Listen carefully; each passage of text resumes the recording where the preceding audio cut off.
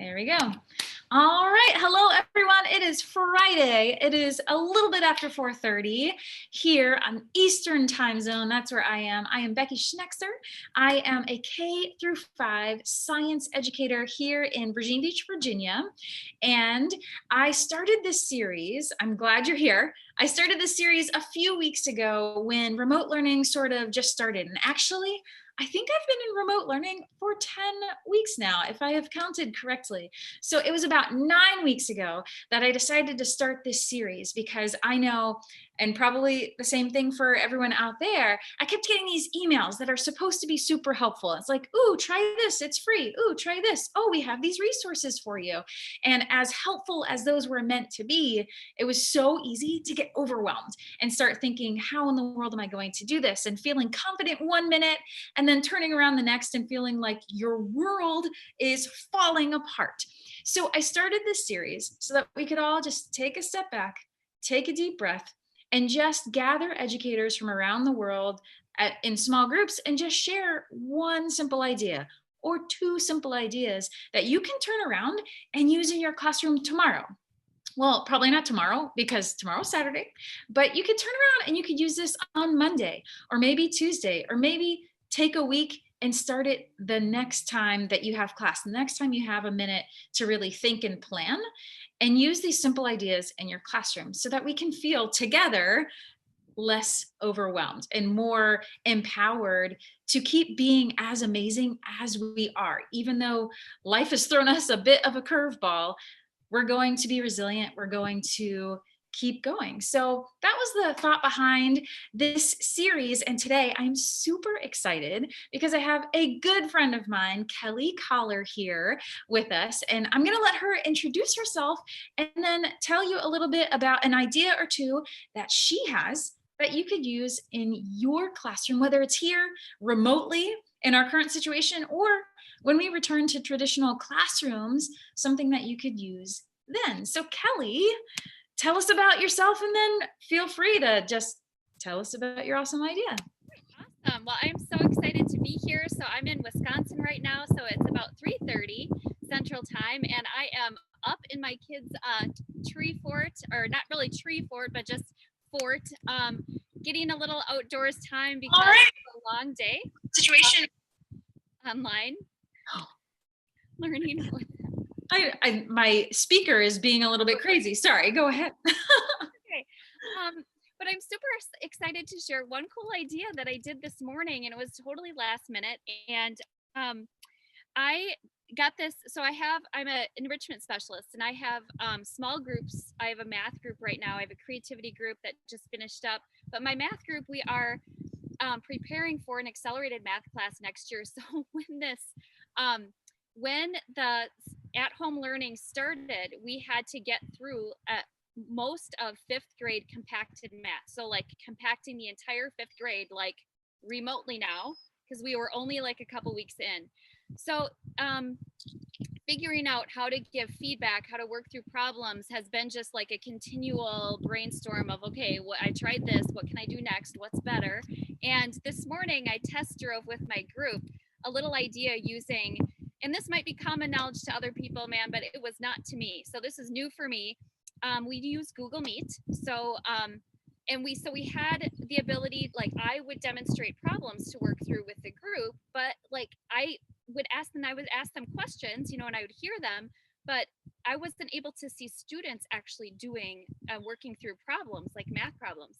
So a friend of mine mentioned Jamboard. So Google Jamboard. So I tried that out this morning with a Pictionary game, which was so fun. So we totally did it first just for fun. I didn't like, we're not going to do math. We're going to do Pictionary, and we're going to try this out and see how it works.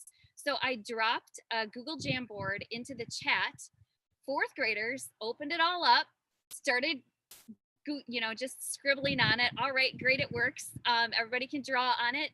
So we cleared the board, and then we started playing Pictionary. So I just Googled like Pictionary word generator, and I dropped that into the chat. And so they pulled that up. So they had their, word generator, and you can set it to easy, medium, hard, which was really cool with that little web tool. If you Google it, it'll come up. So we played Pictionary for our math group today, and Fridays are kind of like a fun or, question answer type of time anyway. So it wasn't really a planned instructional time. It's more of a team building and for fun, check-in time. So it was a great time to do that. And it was a ton of fun to play Pictionary that way with the group. And it's just, my biggest one of the things I struggle with when we think about like how we're going to move forward, even thinking into the future, is how do we continually do and work in those fun things.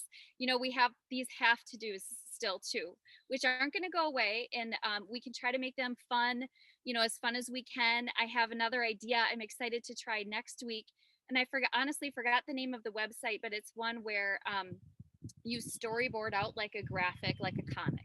It's not storyboard that, it's a different one that I just learned about too. So I'm going to have them storyboard out a math problem. So they're going to do a story problem that way for the group. So trying to come up with fun and engaging things to do over distance learning, but also working in that time for just getting to know the kids, relaxing, goofing off a little bit, playing Pictionary. Another thing I used with a lunch group this week was this mindfulness card game, which I bought a while ago and I never used. Not because I, didn't like it or anything, but I literally forgot about it. And then I pulled it out, and there's some great cards in here for just like warm-ups for kids to do. Like there was one we did where they get something to draw, and you close your eyes and you draw it with your non-dominant hand. So I'm right-handed, so I drew it with my left hand, and then we all share these crazy pictures of what we drew. But actually the science behind it is that actually really helps your brain develop and grow. It's a challenging brain exercise to do that is also fun, and it's also quick. So I really love that, and there's some other cute ideas in here. And then this one I bought too, that just has some good, there's some heavy stuff in here, but there's also some good conversation starters that are a little lighter too. So like, I know with groups, you always want to start off with a little small chat, just some chat, and what did you do over the weekend kind of gets old. So you want to throw in a little bit, spice it up a little bit. So these type of games are kind of fun for that. Trip Talk is another one that I just had for my family, but these have some cool little conversation cards too, like just to do something a little different when you're starting off. Because I teach small groups, it's easier to do that, obviously, harder with a larger group. But those are a couple little shares that I have that are just fun things I'm dabbling with this week. As we're all on this adventure, it changes weekly for sure. So yeah, I love that. Some of my favorite things to do are these activities can be completely non-academic, right? It's community building, and we need time for that. We need time for silliness. We need time to just be together. And we're so far apart, but these little games, these little ideas build that community. They foster those relationships that we worked so hard to create when we were in person together, that it just extends that. And then you can always, if you want, and you don't have to, but if you want, you can connect them to your content. Like Pictionary is such an easy, it's a fun game that you can just play for funsies, but then if you want, you can connect it to content. You can use those content vocabulary words if you want. You can add all kinds of different ideas in there. Or even, I was just thinking as you were talking about math problems, right? So you could use Pictionary to illustrate a math problem or a math concept or even an algebraic expression, and you're building it in front of them and they have to guess what it is. That was one of those, sometimes I think math remotely is one of those subjects where people start to flounder and they start to think, oh my gosh, how could I possibly teach that remotely? How can I do that on the computer? But these are really simple ideas that can build community, and you can attach content to them if you want to, but there's nothing wrong too with taking a step back and just saying, you know what, today we're talking. Tell me what's going on. Or here's a silly picture. Can you make up a story for it? Or can you make a sentence in the story and you make the next one? And can we build a silly nonsense story together and just have fun with it. So I love that, Kelly. How are the students responding to it positively? Like, what is their reaction when you get to play these games with them? I really positive. They, I think they are looking for ways to still get to know their classmates too. And if we just stick to the content, you miss out. There's so much that happens, outside of those type of learning experiences. So they're excited to just share, to make something and share it with their classmates, even if it's a little picture, um, and just learn from each other. Still have that sharing time where they can, still see each other's work and build off of each other. Yeah, I love that. As you were talking about and showing some of those games, I was pulling them up on the side of my screen, and we'll throw those in the video description too. So if anyone is interested in using those things, it's a super easy thing for for anyone to use, and we want to make it accessible. So you'll see that in the video description as well.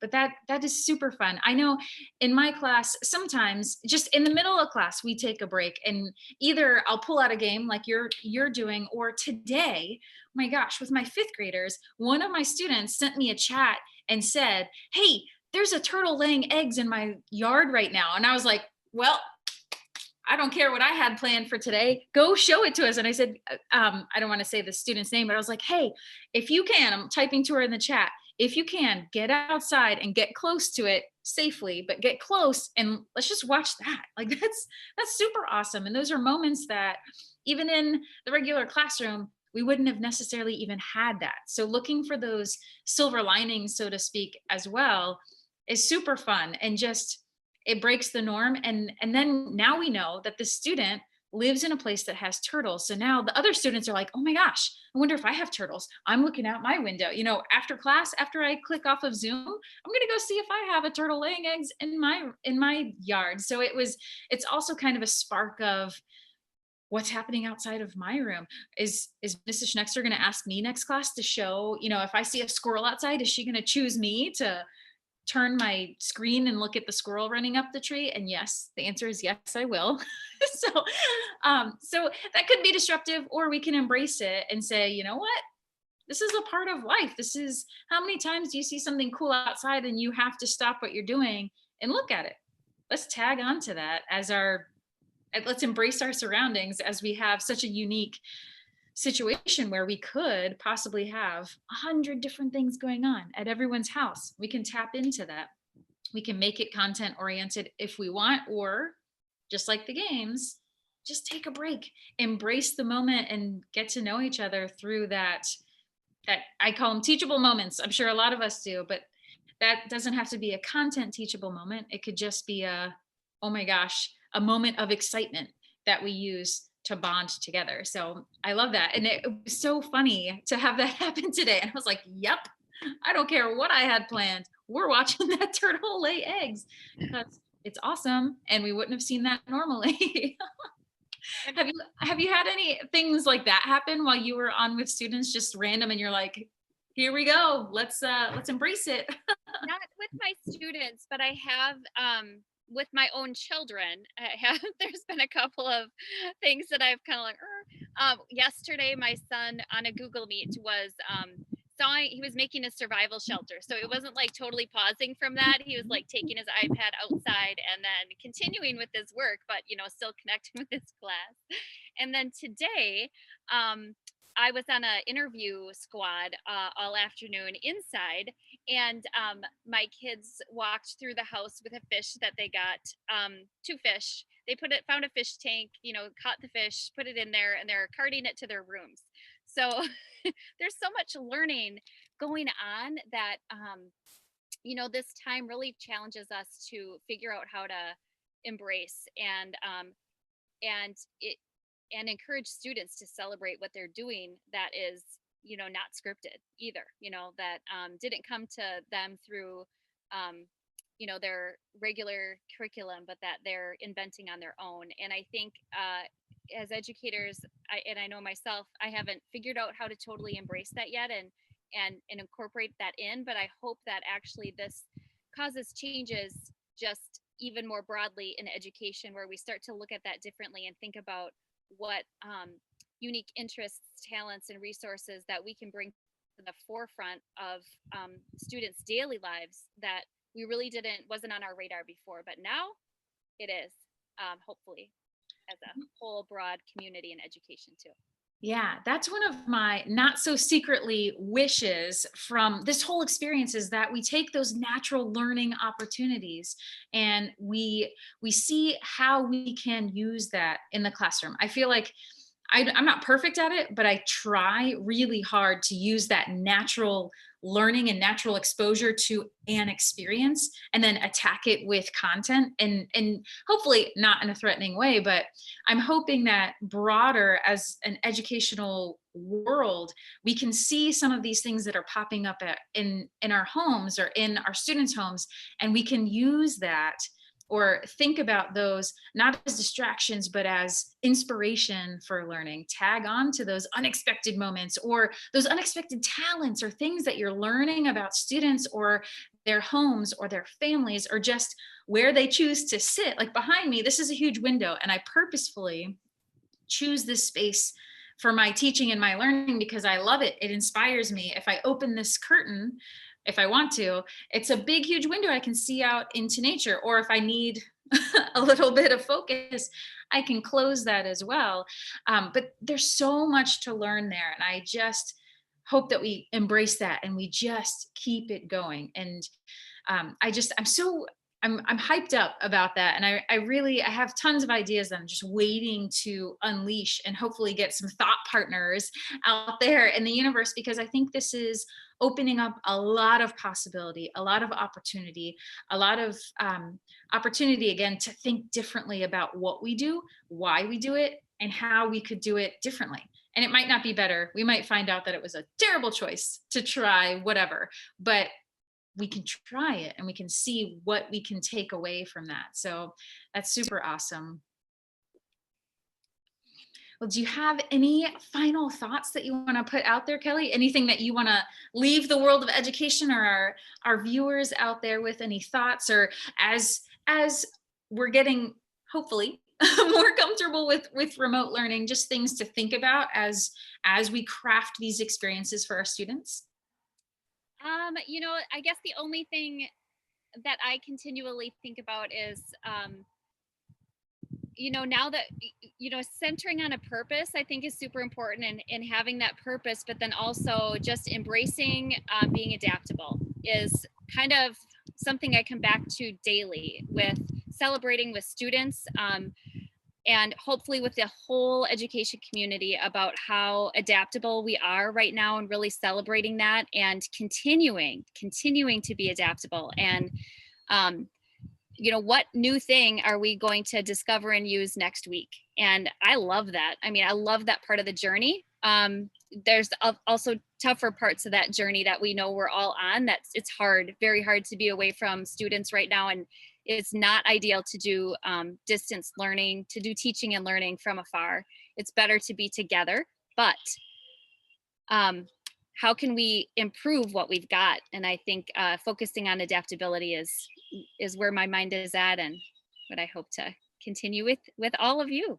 Yeah, I love that. I love that. And one thing that keeps resonating with me, and I probably have said it in every single video that I've done in this series, is that I think one thing that I've learned for sure is that no technology, no platform, no artificial intelligence can replace us as educators. Good educators with those relationships that you've forged, with the creativity, with the adaptability that we have.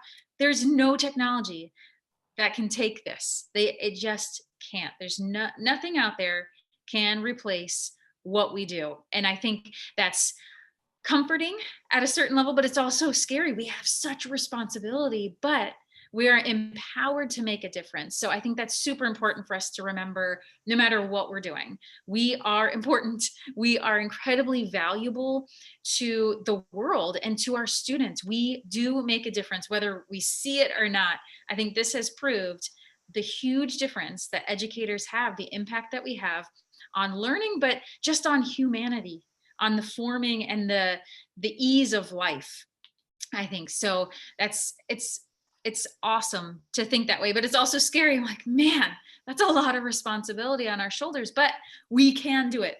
We've shown that we can do it. We just need to keep being awesome, keep adapting and being amazing. So thank you, Kelly. I'm going to stop the live feed, but thank you for being here. You've been amazing. And anyone out there that's tuning in, feel free. If you have questions or anything to add to what we've said, put them in the comments. We will read those and we would love to connect with you. So our Twitter handles are right under our pictures right now. We'll also have those in the video description. But thank you for hanging out with us today. Thanks for having me. Always fun.